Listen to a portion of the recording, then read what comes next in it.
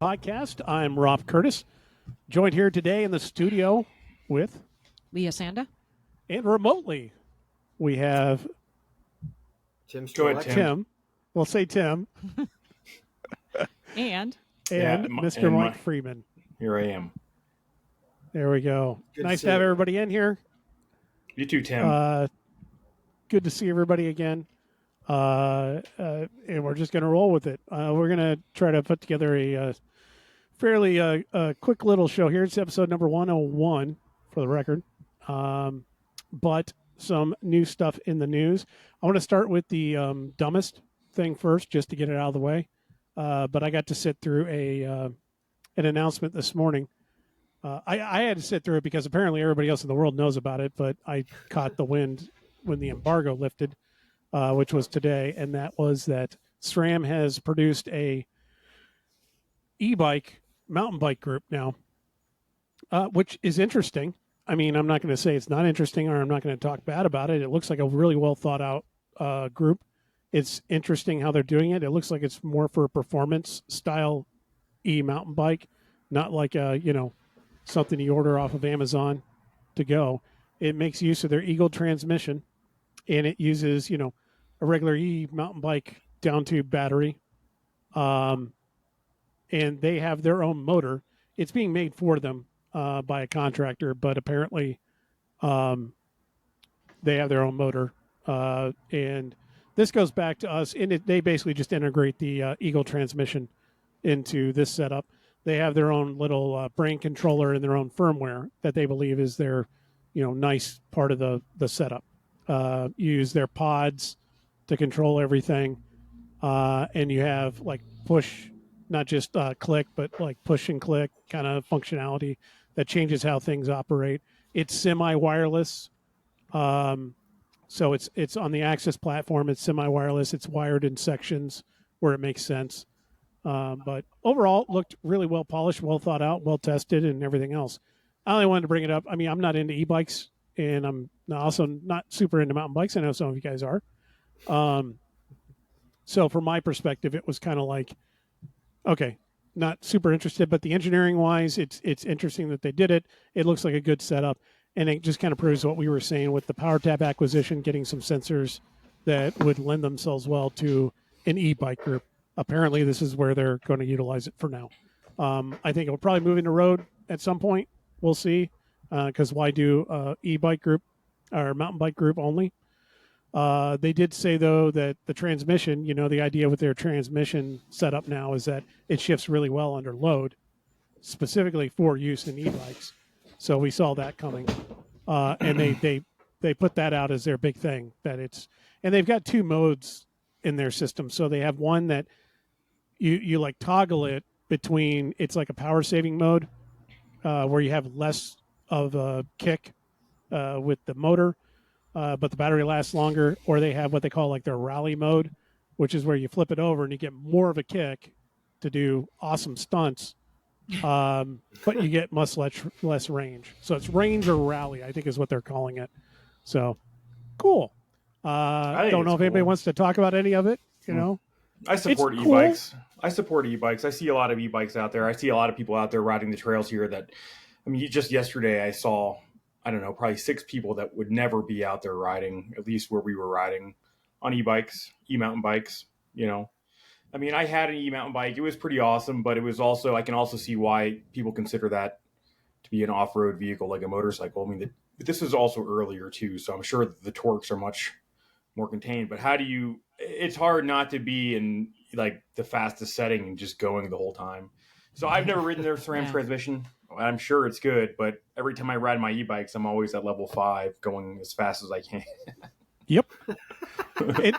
Just like everybody else. Full throttle. I agree with you. I think they help bring people into bikes. I think there's a lot of very good things that e-bikes have done and can do.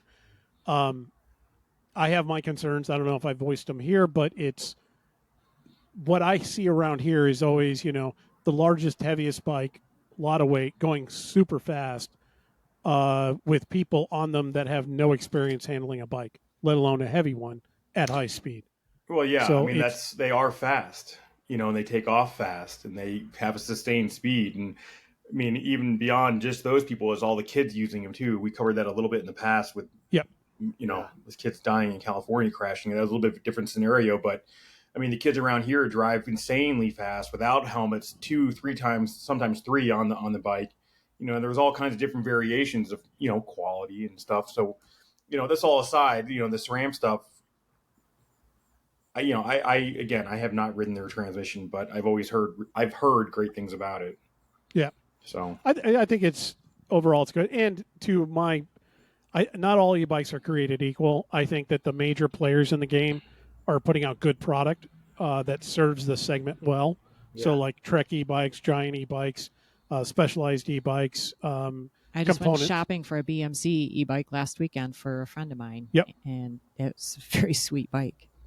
So when you look at all of that, I think the major bicycle partners are doing a good job at curating the segment for what we would see as a good use.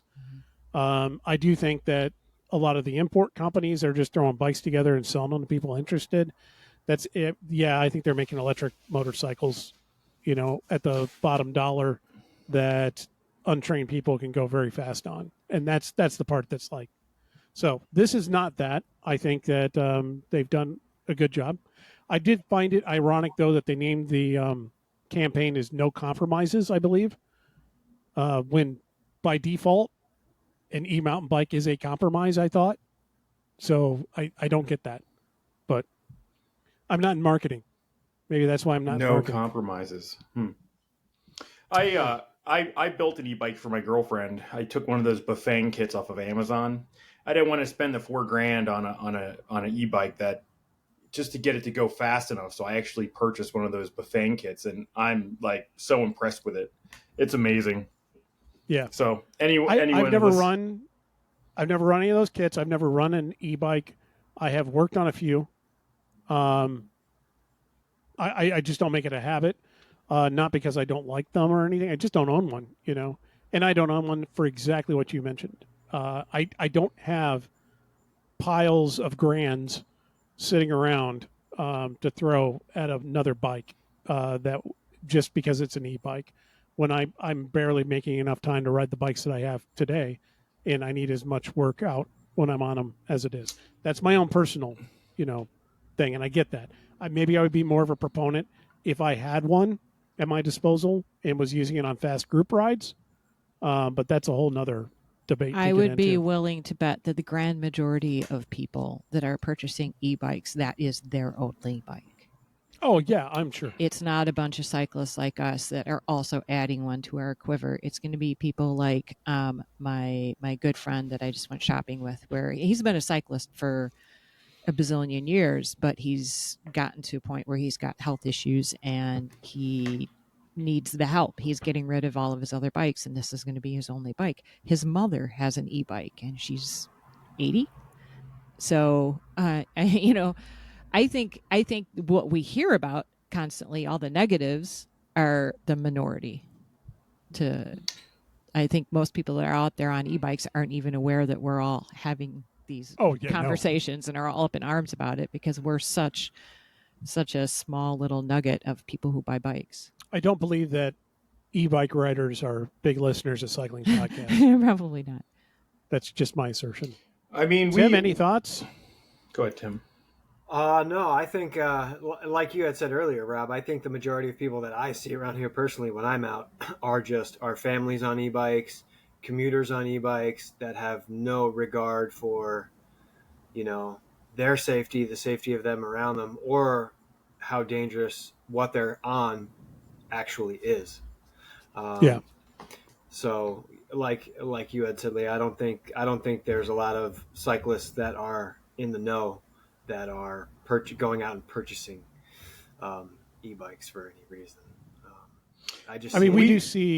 I've seen a couple of people that are avid roadies that have picked up like the Trek, I don't know, Damane maybe, that has an e-bike version, and they are using them. They have aged up to a point where they weren't able to hold on to their group rides anymore and just still wanted to go and ride with people.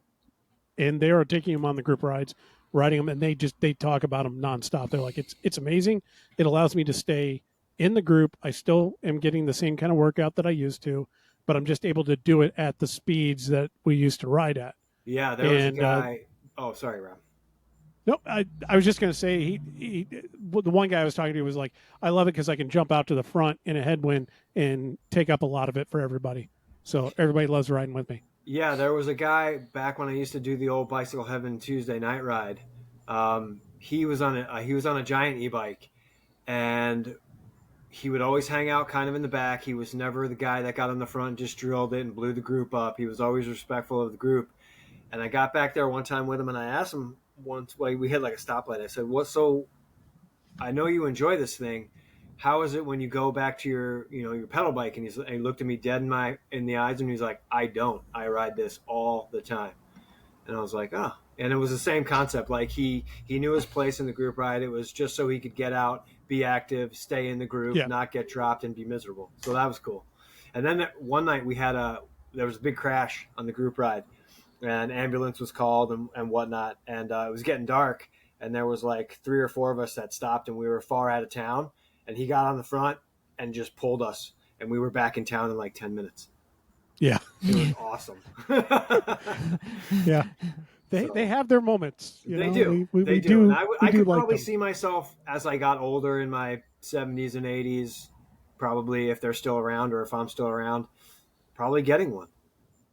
And it's really, I hate to say this because a lot of people got attacked. Who was it that came out with the e-bike that used in Pinarello?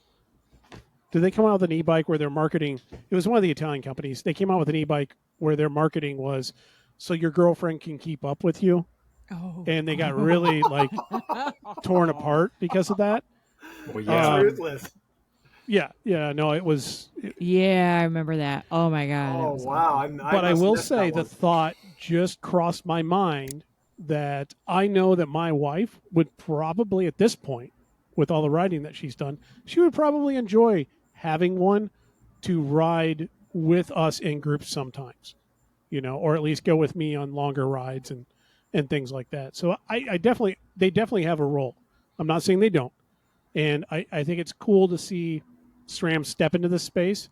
I want to say they're the first one. They're not. I mean, Shimano's had their STEPS program and a lot of integration for a lot of years, but they haven't hit the high performance side, I don't think, unless I'm completely missed the boat. I'm not completely up on all the technology, but it seems like SRAM has gone right to the top and will filter down. Yeah. Whereas I'm not really Shimano's quite gone the other sure. direction. Yeah, I'm not really quite sure what the purpose of that is. I mean, unless they're racing that equipment, like what's the point of the high end drivetrain and high end? Like, I'm just curious. Why not?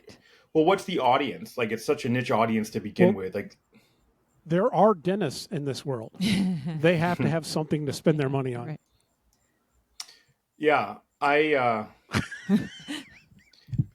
mean, that sounds awesome. I guess there's an audience for each level of it, honestly. I mean, even in the niche market, all you got to do is hit 1%, if that. And if you can step it down. I know what you're saying, though. I there really doesn't seem there, but the thing is like I'll go back to the Bafang thing, dude. Like I can take a bike, any bike, and most of the time you see these things on cheap bikes. But if you build it on a pretty reasonable platform, and it doesn't have to be anything insane, just something that's decent. It's reliable and it does 35 miles an hour. I mean, I hopped it up so she could commute to Golden and back from Boulder, which is like down this pretty busy road. And I didn't want her to have any issues, so I built it fairly robust. But she doesn't do 35, but I go 35 on it all the time, and I choose to ride that bike more than I ride. If I'm going somewhere, it's just nice to hop on and go. I think it also depends on the infrastructure you have near you too, because if you don't have, like where I live, I can be on a trail in 30 seconds, right? But and commute across town to wherever I'm going. Even there's bike lanes. But not every city has that capability. Not every person has that capability. So it really depends on what road you're on and how you're commuting and what you're using it for. Because if you just have it to go ride and that's your thing, that's cool. But if you're riding it to commute on or like you want to ride to work on, it's thinking about the route you're going to go. Sometimes an e-bike is actually maybe even safer because you can go the speed of traffic or get out of the way, but then again, Totally agree. You got to be able to control the thing. And we do, like at Pedaling Minds, we have e-bike classes on a fairly regular basis for a wider range of audience. And like, there's a huge population of kids who ride them. And I know just from just seeing them ride that they're terrible riders. Right. I mean, so many of them are afraid of just using the front brake. Right. And so it just comes down to control. But I do think that there's a huge future in transportation if you can get more people riding them. Yep. I mean, it's only a matter of time used to have before they become regulated and people have to start getting licenses for them. Yeah. They're dangerous on the trails here because people fly.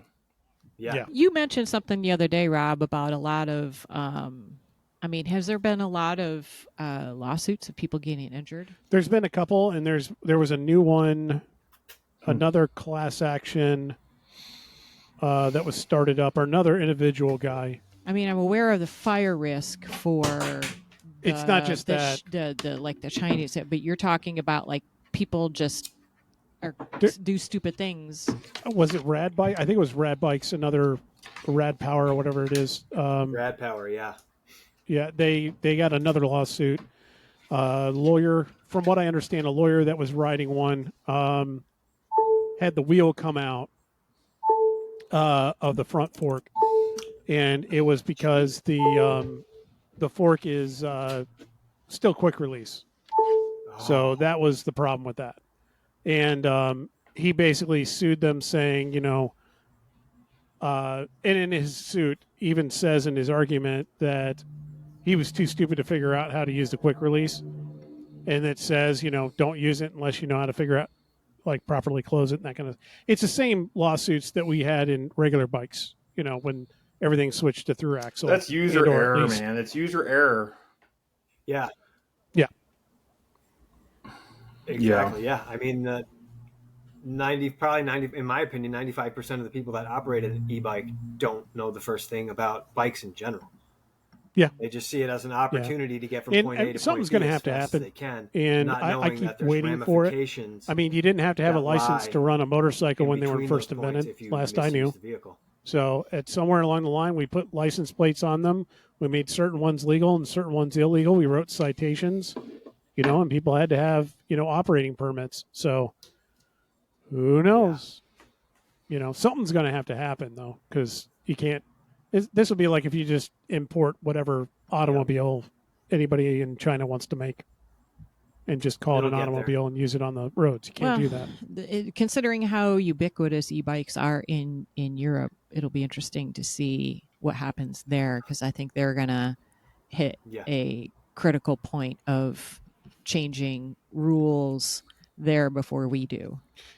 I agree in terms of that, but remember, you can't underestimate the cultural differences between the U.S. and Europe. Europe is more, if people are just idiots, Europe is more likely. Calling all Europeans idiots? No, if somebody is acting in an idiotic way in Europe, the culture will jump out and say, hey, you're being an idiot, and punish them rather than, kowtow to them. Right. Whereas in the U.S., we have to design for the lowest common denominator. True. Okay. Yeah, I think over in Europe, the bike actually is a way of life and a means of transportation more than it is in America. America, and people are like, you're riding around on a kid's bike. You're riding a bike still. Why are you riding a bike? Where over in Europe, it's part of life. It is crazy how that mindset is different. You know, and in the U.S., like people. Like even my girlfriend's daughter refuses to ride to school, even though she's a good bike rider and the school is not that far away. Convincing her to ride to school, even for me, promoting cycling as much as I do, is proving to be quite challenging. And it's part of an age thing too, but that's, it's a separate thing. But there is definitely a nostalgia that you're talking about in terms of the value that people have, and what they do for work or whatever. Yep. It's like people here judge so quickly. And in Europe, it's like the thing to do. It's just, it baffles me because it's such an easy way to, save on emissions. All right. We're up and we're going. So Keegan Swinson, Gravel Worlds, the assertion that maybe the team could ride with some team tactics. That being jumped on because obviously that's not gravel. That's not the spirit of gravel.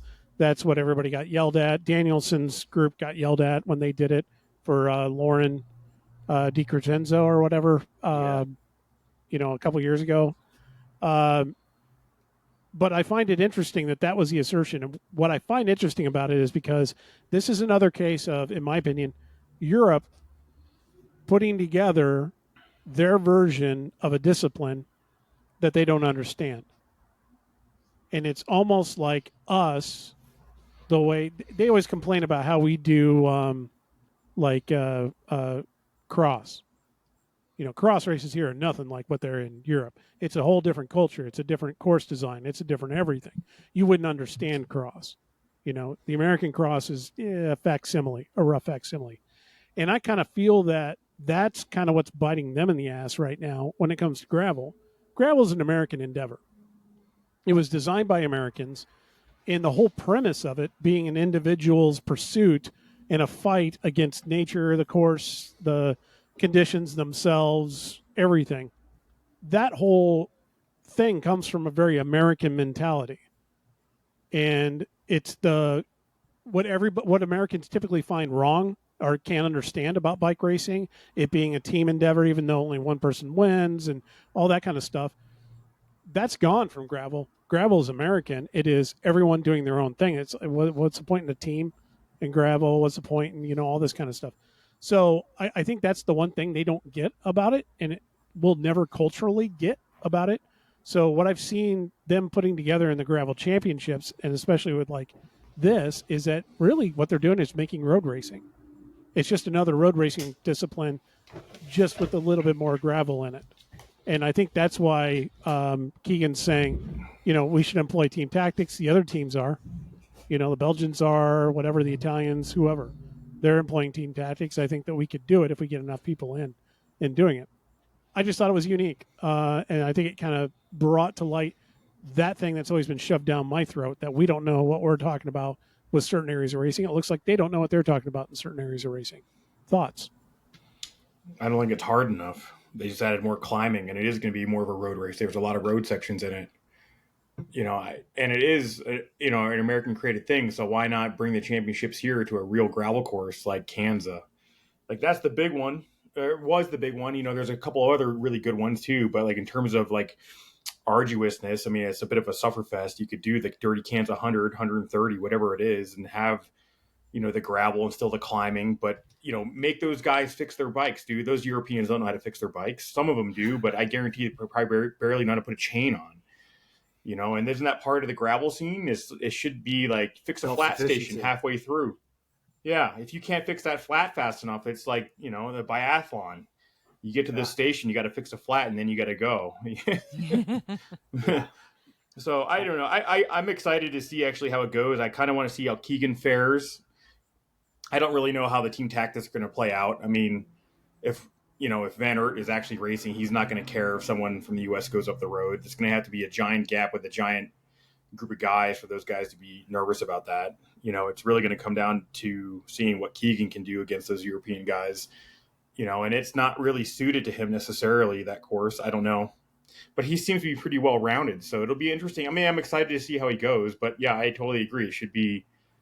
They need to bring. I mean, the next 5 years are in Europe, aren't they? The next gravel worlds, they already have it planned out. I saw something about that. And I don't know, but I think to your point, I think if they want a true gravel championship and a true gravel course that offers a multitude of different,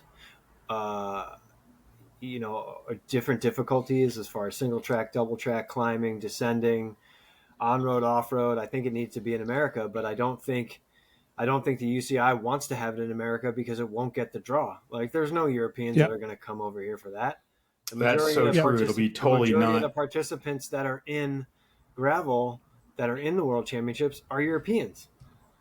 Yep. They're not going to, Belgium's not going to fund a team to come over here to race in America. Unless they get uncomfortable with the idea of the fact that they're getting their ass handed to them every year with no representation. Yeah, I mean, which is almost what I think we need to do. Based off what I'm looking at right now, as far as the team tactics are concerned, on the men's side, they do have like a legit team with Keegan, Alexei Vermeulen, who's former World Tour, the original American on Jumbo, Brennan Wirtz, who's a diesel engine, Payson, who's he's really good marathon mountain biker, all arounder, and then the wild card to me is Luke Lamperti, the 3-time U.S. Crit National Champion, who's been on the European scene, racing road and doing all that stuff. So he would be the X factor to me in the American team, but a diesel engine indeed. And if it's certifiably going to be more like a road race versus a true gravel event where it tests the actual all-around ability of a bike rider, he's a card to heavily play as well as. Yeah. That is interesting. That is a good team. That is a good team that they're sending. I mean, it will be exciting to see how it's they a go. solid 5 guys. Yeah. And team tactics there actually could play a big difference. I just don't see those guys taking those other guys very seriously because they don't know those guys. Right. You know, but that could actually work out in, Right. you know, the favor of the U.S. riders. But, you know, all those guys can jam. I would be. It's like 7-Eleven at the I tour would in love '86. to think that some of the stronger World Tour / European contingent is like maybe a little nervous that America has a team this well coming over. Like, don't completely write them off. They won't write them off. You know, but I would love to see them be kind of marked in this World Championship. That would be cool. And that would almost make it seem like, okay, even though it is an American creation, the full gravel scene, the 5 men and the women's team that come over are getting respect from the European contingent. You know, the problem is with the team tactics, you have these European squads that probably race together on teams all the time on the road. Oh, absolutely. And then you have this group of guys coming together. You know, they haven't raced team tactics in a long time. And while team tactics aren't rocket science, they're also not always the easiest to implement when you're under stress. Yeah. You know, and who's going for what. You know, I mean, you can come up with a plan, but you know, the team tactics might backfire just because you know, those guys are going to be so much better at the team tactics stuff. But the field is pretty deep. How many people are in this field? I don't know. It's going to be a giant road race. Before we jumped on, I was telling Rob and Leah that I actually watched the one from last year, and it was, you know, from a bike rider's perspective, to me, it was interesting because I kind of understood what was going on. But the commentator was fantastic, and he did a great job explaining all from A to Z about gravel and what it is. I forgot where I was going with this, but I don't know. Size of the race. Size of the field. Of the field. It looks sizable, but I mean, in the first 5K of the race that I watched in Italy, there was a massive climb, and it literally within 10 minutes the field was blown up, and there was a selection of 30, and it was over from there. Yeah. So who knows if that's going to be, you know, what the course demographic is. I don't know if it's parts of the same course, a completely different course. I know they tried to make it a little more challenging, but who knows? I mean, I think, and also what I saw was there's no radios, no race radios. Oh, interesting. There's no race radios, and there's no team cars to follow. So these guys, if they're, like you said earlier, Mike, if they have a problem, they got to fix it. And the American contingent knows how to do that. Yeah. They've been in all and these some of the Europeans races since, you know, gravel has started. They're self-sufficient. I don't necessarily know, like you said, if the European contingent is that self-sufficient. Some will be. Pull to the side and wait for a car. I mean, I think there might be a neutral support car, if I'm not mistaken, but no team car. Yeah, but it'll get the very spread back. Yeah.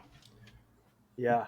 Some of those guys will. I'm not going to make fun of them too hard. You know, like, you know, you saw Sepp doing the battery change when he was riding. But remember that? That again, crazy. the majority of those guys won't know how to fix their stuff. Sepp's American. Yeah, I know. Yeah. Well, okay, fair enough. I screwed that up. Yeah. But it'll be interesting to see. I mean, that is definitely part of the gravel scene, is being able to take care of yourself. So, yep. Yeah. It'll be. I think it'll be interesting to kind of look and see how. I may actually watch it. I think I got good coverage of it. By the way, Tim, where do you actually watch it? I haven't watched last year's. I think I actually just watched it over the weekend. I think I found it just somewhere on YouTube. You can just Google it; it'll come up. All right. It was like the full race. I mean, it wasn't the full 6 hours or Yeah. whatever. It was chopped up, but it was, you understood what was going on. I do. All right, next. Go ahead. I was just going to say, I think we have a good shot in the women's field with Lauren Stevens being in there. She's another outlier that could be really good. Not outlier here, but when she goes to Europe, people will underestimate her for sure. I mean, it's an unknown thing. How'd they do last year? They raced last year? I don't know. I didn't watch the female race, the women's race. I only saw. Did Keegan race last year? No, I think he opted out of it. I think the American team last year was small, and it was just a bunch of, I won't say randoms because they obviously. I think one kid from you remember Jake Peterson, Rob? Name sounds familiar. He used to be on Bicycle Heaven. He made the team. He raced. He raced for USA on it. But I will say I don't know the complete makeup of last year's team, but I do know that this year's team is much stronger.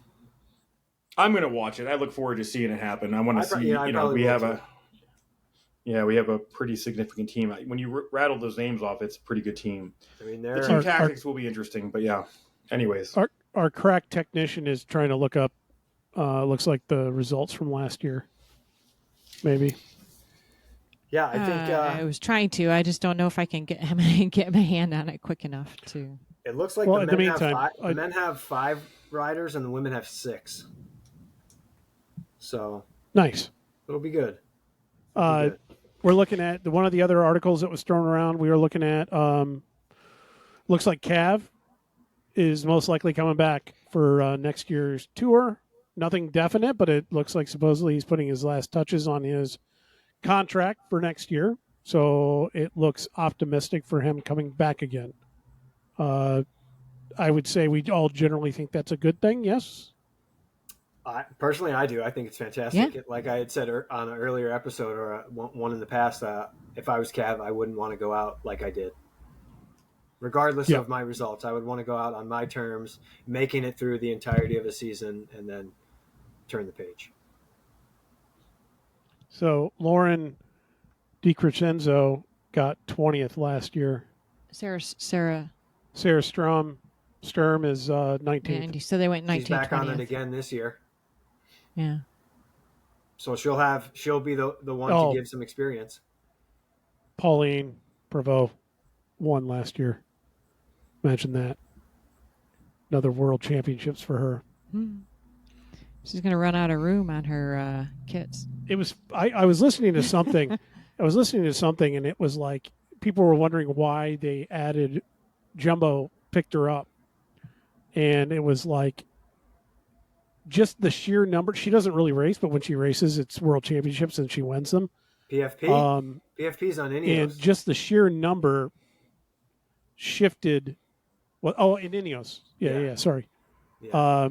Just her championships shifted like some balanced total like rating that they've got for their whole team just because of the sheer number of world championships. You mean in terms of UCI points? Yes. Yeah. And or their relegation situation or something. I don't know. World Tour stuff. I don't know. Think about don't come at me. I don't know. I didn't even think about that. You're on the cusp of getting relegated. So Cab back, good thing. Yeah. Next one would be Jumbo. The rumor that Jumbo's is gone at the end of the season in terms of the actual sponsor, Jumbo. Yes. And they are looking to replace their title sponsor. There are rumors that they will be could possibly be combining with Quick Step, Soudal Quick Step. Any discussion on those rumors? Lefevre, I don't see that as ever letting that happen because that's like his entire identity. Yeah, he's so wrapped up in himself, and I don't see he can ever let anything go. And they're not going to let him take over Jumbo. So I don't know how that's going to work. Too much of a polished operation. But the other rumor circulating was that possibly Apple may step in as a new title sponsor on the Jumbo Visma. Yeah, it would be squad. Amazing. I think it would be amazing. I think it would be great. I think the sport needs it. I think if they even remotely entertain combining forces with Quick Step, they should be punched out behind the barn or something. I personally don't. 'Cause I personally don't want to see Apple involved. I thought Jumbo was leaving because of financial constraints. I didn't know that there was a Yes. merger. You know, I mean, I heard that there's a merger thing, but you know, is There's a Quick rumor Step, about it. who's the It's title not a thing. sponsor of the super team? Well, You it know? would be. Is Visma still in? I believe. Visma's still in. And maybe Jumbo is Soudal and out. Quick Step are all still in. Or Quick Step was thinking about leaving, I think. So they're both teams are kind of in sponsor limbo, so to speak, I believe. So this would be like a combining of the financials and of the race, you know, the talent that they've got on both. It would be an interesting super team. I just don't really see it happening. It's already They already have a super team. Jumbo's already a That's super team. Yeah. Yeah.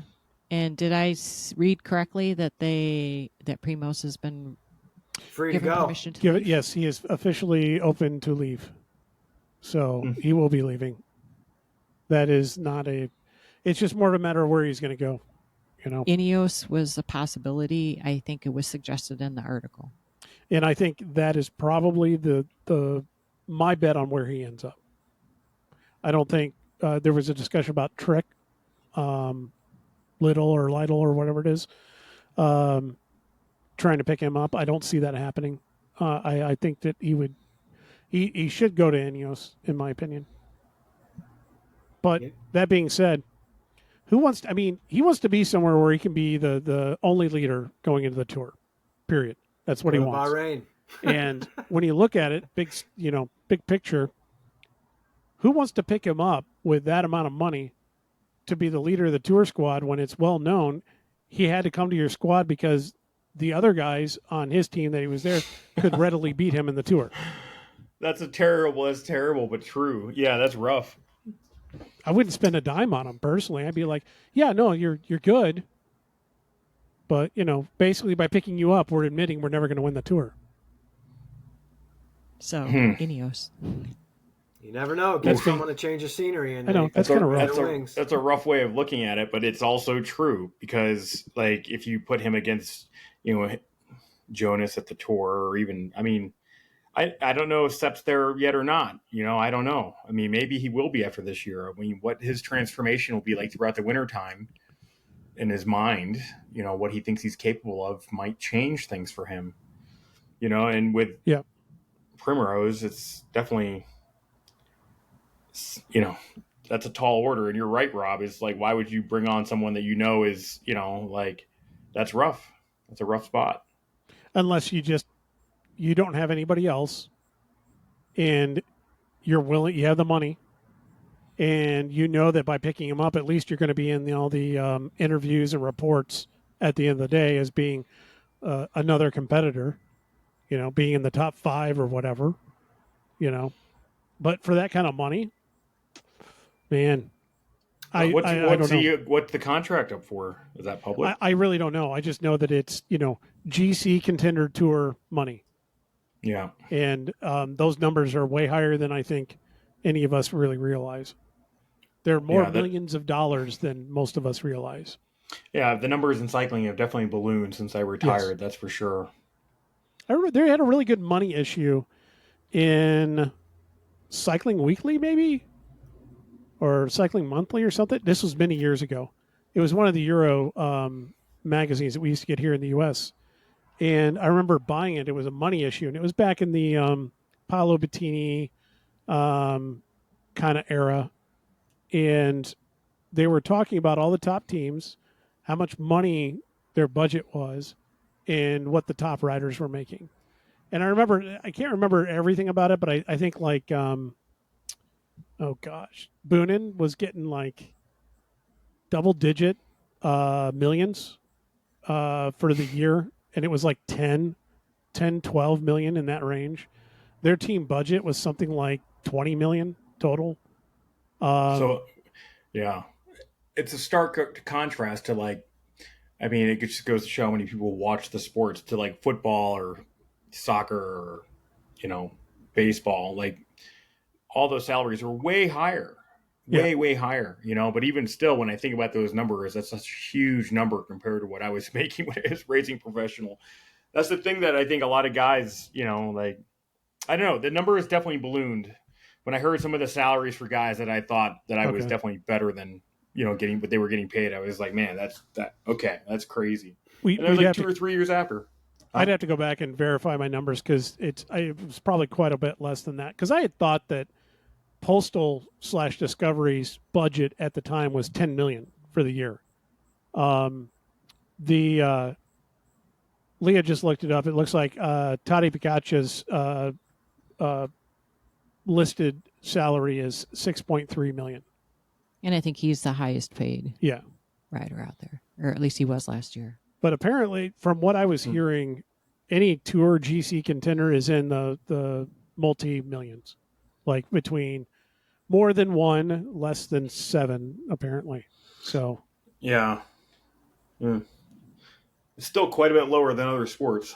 Right. I mean, oh yeah, yeah, exactly. and how many of us can actually conceive of? If you're like me, when you hear that or see that, you think to yourself, "What kind of program could I run if I had $7 million to run it with?" I could run a really good program. Yearly, year over year over year. Oh yeah, and that's just one salary. What's the rest on his team look like? Name me a sponsor, Rob, on the Jumbo Visma jersey from the Vuelta, other than Jumbo Visma. I can't. BetNL. Yeah, I don't really pay attention to them. Some people can, I'm sure, but that is part of the problem. Yeah. Oh, I know. But I can tell you they're running. They're running SRAM, and they're running. Yeah, I was just curious. F1 Formula One drivers, what they make. A lot of money. Start at $35 million. Yeah. 24 million, 20 million, 12 million. But that's just all in relation to how many people are actually watching the sport. Right. Yeah. Right? Watching it on TV or engaged in it. I do think cycling teams could do a lot better promoting people to go check out their sponsors. I don't, the ROI has got to be more than just passing by a town and people on the jersey, How do you get people? How do you get your followers? How do you get your fans to actually check out the sponsors on your jersey? Because without them, you don't have the value or the program. Yeah, I mean, other than a title sponsor, you have to wonder sometimes all those other logos on there and all the other sponsors. Does anybody even pay attention to them? And that's the downside to the sport of cycling. And I don't want to throw it under the bus. It's a beautiful sport, but I do think that that's part of the problems why sponsorship is so hard to come by is that the ROI has to be, how do you engage more people to do the click, to go to the website, to purchase the product? Well, hey, I was on a group ride last weekend and somebody asked me what 11 Jackson meant on the back pocket of my jersey. And I'm like, that is the coffee that we sell. And he was like, oh, so it's a sponsor? And I was like, well, it's our coffee. I would say we make it. We don't actually make the beans here, but it's made for us. It's our coffee. You can't buy it anywhere else but from us. Nice. Yeah. I will say, I mean, sponsors on jerseys do have an impact. People are aware of them.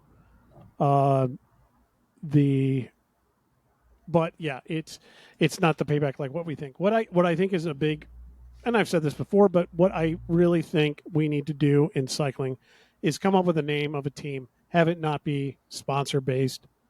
And, when you get mega fans of a single team that lasts for many years and is a franchise, they will come back and they will learn who the sponsors that those people are. Yeah. I mean, but even at the big races, NBC should have, and maybe they do, I don't know, but they should have a webpage link that links all the teams, all their individual, it would take some effort to put together, but, it's just how do you get more people going to the sponsors so the sponsors are continuously happy? Again, It's not a slight towards the sport. I mean, I want more people to sponsor the sport of cycling for a lot of reasons, but you have to engage all these fans. And like you said, Leah, that some people are really in tune with the sponsors, but it's hard to remember it if you only see it for a flash of a second. But then again, how do you engage with them? If you're just doing it on social media, that's a challenge too. That's not enough. Yeah. But it's when you have those franchises, I think it works out well. It does in football, European football. They those sponsors are pretty prevalent, and everybody kind of knows. If you're a big fan, you know what sponsors they have out there. I know, in particular, the 7-Eleven team was sponsored by American Airlines, Campagnolo when it started, then Shimano, Jaguar, the watches. What else? Hoonved. Those are all sponsors that I remember off of those jerseys, and I still remember them to this day. Not to mention 7-Eleven. I've bought a Slurpee or two because of what they did in the day. We'll make it a point to stop there so the kids can grab one when we get gas. And to this day, that's another thing. Why do sponsors leave and not come back? Money. They tried it, but they weren't getting. I don't know. It's like you would never willingly leave a team sponsorship as a sponsor if it was making you money. If it was making you money, number one. Number two, if it didn't cost you money. There's a difference there. In other words, if it didn't really cost me anything, or it wasn't a big expenditure for me to be a sponsor or something, then I'm always going to be the sponsor of it, regardless. Just keep running my name. Yeah, no, that's cool. Keep running it. Why would I walk away from it unless they were, I don't know, if all of a sudden they turned out to be like closet Nazis and they were, doing horrible things, then yeah, that's a bad thing and you walk away from it. But in general, as a sponsor, you don't walk away from it just because it's time to move on. You look at the money and you say, I can't spend this money on this anymore, or I don't have the money to spend on it anymore. That is why every sponsor leaves. To me, that's obvious, but it may not be obvious to everybody. They may think that. It comes down to money for sure, but once again, that's why it's another example of it. Not, how do you change that so that they stay? So, would Jumbo stay if instead of however many millions they could spend 50,000? Probably. That's a big company. So it's a money decision. That's why they are leaving as a sponsor.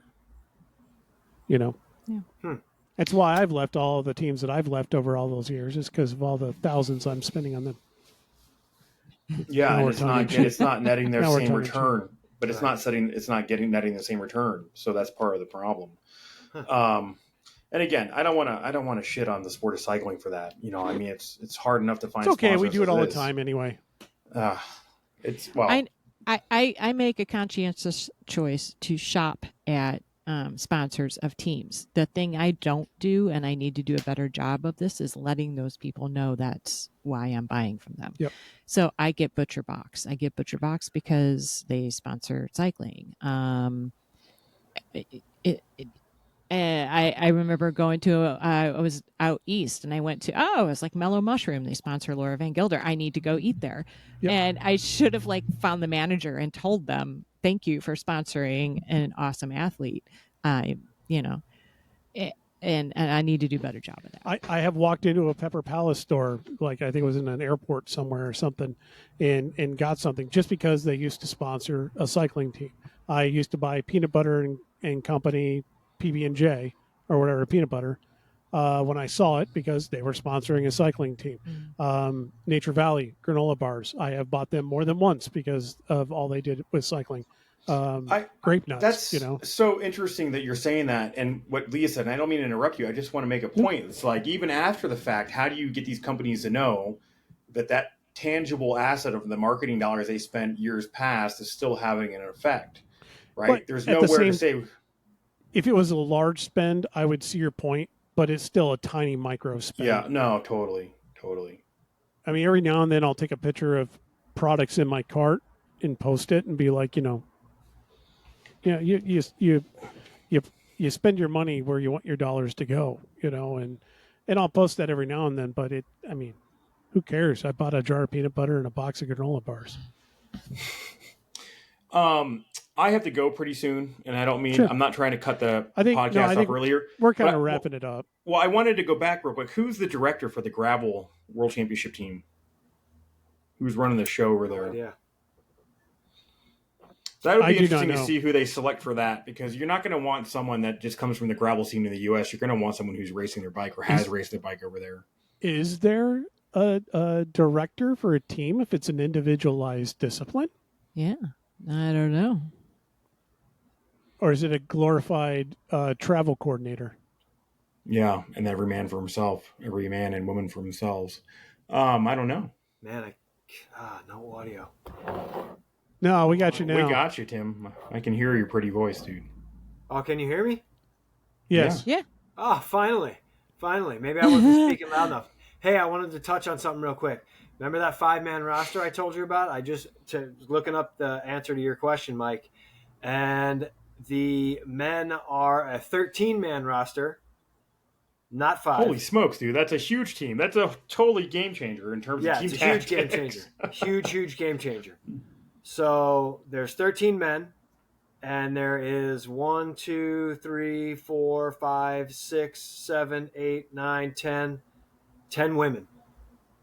So Wow. Nice. Wow. So now 23 knowing riders. that, team tactics could definitely come into play. Yeah. But I don't see who the DSs are. I don't see it. If there even is one. Yeah, if Yeah, there's that no sounds They're like a more fun than race. just a travel plans arranger.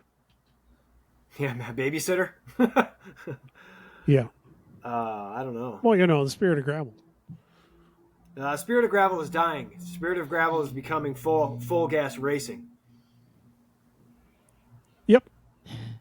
Full gas. And honestly, for me, it couldn't have come a minute too soon. But it does spell the end of gravel for all the cool hipster people that want to go do something. I else still new. think there's going to be the whole mullet there. I think there's going to be the party at the back always. Oh, for sure. I'm not No, saying you know what that's it is? wrong. It's I'm just those saying- that want to go out on a gravel adventure will go on a gravel adventure. Those that want to race will race the Yes. gravel races.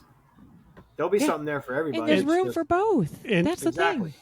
And that's what happened with cyclocross. And the people that left are the ones that really, in their mind, really wanted to do well. And then when real athletes showed up, they couldn't anymore, and they got mad, and they took their toys and went home and went Okay, and found I gravel. want to ask And you now the guys a same question. thing's happening to them in gravel. So I missed last week's episode. Rally folded, unfortunately. R.I.P. Rally. That being said, Gage Hecht was on the road team.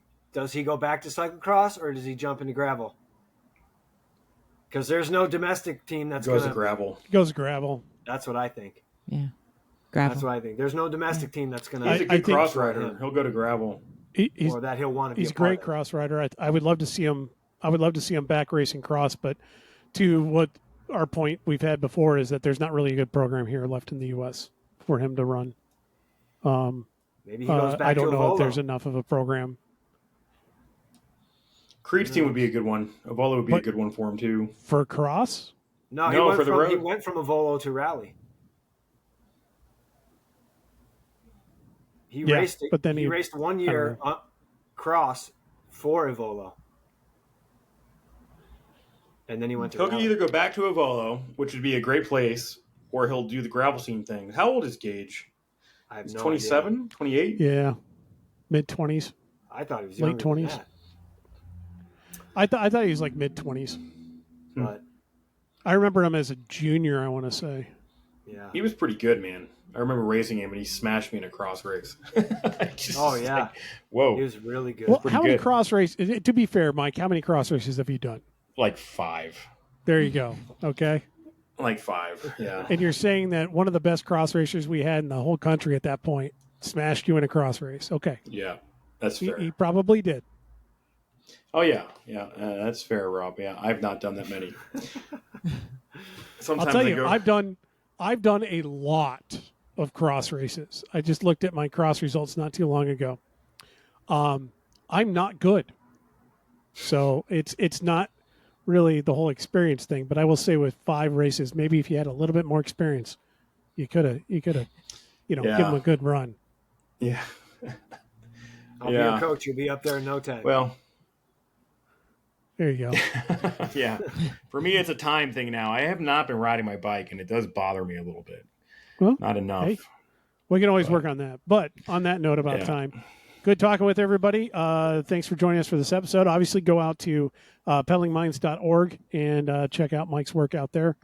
not just Mike's, but his whole crew. Everybody he's got working and helping with them. But be a part of that program. Give them some support. Also, go and check out some Buttonhole chamois cream. You can buy it wherever you buy your finer cycling products. If they do not have it there, by all means, go in and tell them, stock it. Get it on hand. Help support those, like, Nature Valley granola bars. Help support those that help support racing. And if your needs call for it, go grab some Simet wheels. Simet.com, P-S-I-M-E-T. The P is silent, which stands for Purdue Student in Mechanical Engineering Technology. And I know somebody's going to come up and mention that to me in the next week.